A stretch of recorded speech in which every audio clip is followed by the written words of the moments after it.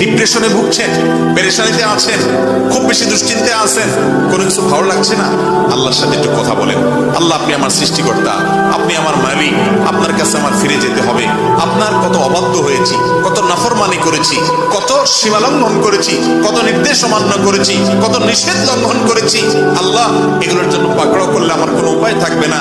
মালিক, এখনো নাকের ডগা নিঃশ্বাস আছে, এখনো ক্ষমা চাওয়ার সুযোগ আছে। আপনি ক্ষমা চাইলে ক্ষমা করে দেন। আমি তওবা করছি, আর কখনো নির্লজ্জ কাজ করব না, আপনার নাফরমানি করব না।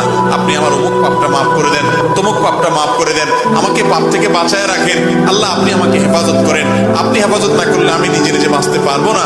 মালিক, আপনি রহম করেন। আল্লাহর সাথে একটু কথা বলেন। আল্লাহর কসম, সালহাতুস সঙ্গে বুদি দিল খারাস, আজমুদে এক জামানা খাকে বাস। পাথর হয়ে বহুদিন ছিলেন ভাই, একটু আল্লাহর সাথে কথা বলেন, চোখের পানি ফেলেন, দোয়া করেন, বিশেষ করে ভোর রাতের দোয়া, ভোর রাতের দোয়া।